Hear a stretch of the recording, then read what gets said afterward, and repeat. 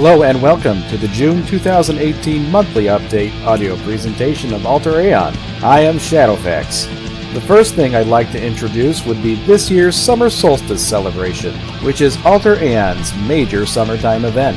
Now, I had previously declared June 8th to be the start of it, but my family fell ill last week and I spent a lot of time caring for them.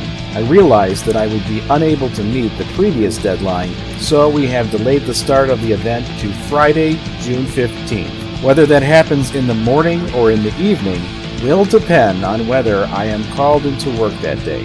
The event will run until Wednesday, July 4th, and everything will be shut down after the fireworks are over. For the event, we will be introducing a storyline for characters of all levels to try, involving the god Tyrant.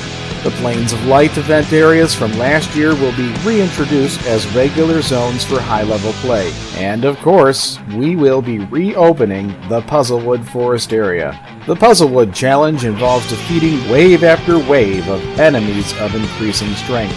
This year's Puzzlewood Challenge will be similar to last year's, with one major difference. In previous years, I have set up the challenge to try and push players to defeat as many waves as possible to see how far they could go. We have done this special event several times in different ways, and I think we've found a sweet spot that's high enough to be challenging but not be impossible. So we will be limiting the waves to probably 40. Once you reach the last wave, you will receive a ring of limitless possibilities. Let's review some major additions from May.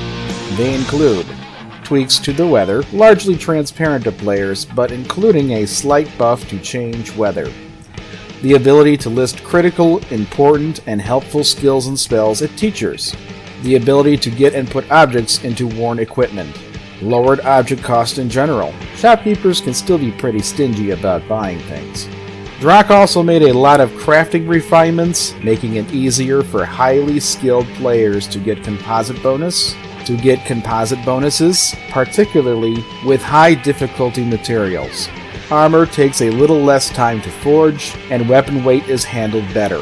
Assembling a weapon will now take your strength into account and attempt to match the weight to something you can wield. The upper limit on weight has been expanded with an algorithm that will keep up with future increases in player max stats. Drock released 2 new areas for Saboria, the Mitsushima Ruins and the Deepling Realms, while the Dream Team released an island area near Gianassi called Jamaica. This summer, we'd like to make shopkeepers a little less stingy, but not too much so we don't break gold balance.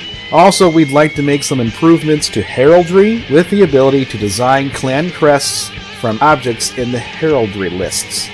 Sailing vessels will be consistently called ships to avoid confusion with boat-type objects, and in preparation for the ship updates Drock and I would like to do later this year.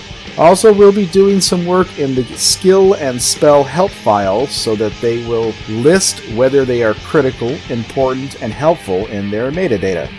One last thing, the Apiarch Hive from Crepuscula will be expanded into a full area with a new quest line, hopefully by early July. We'll see what legacy was left behind by the Drools. That concludes this monthly update. Archives and resources for our audio updates can be found at www.lawful-evil.org/videos.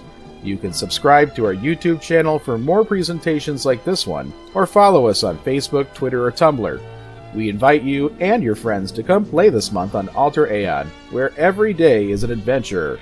Thanks for listening, and happy mudding, everybody. AlterAeon.com. That's ALTERAEON.com.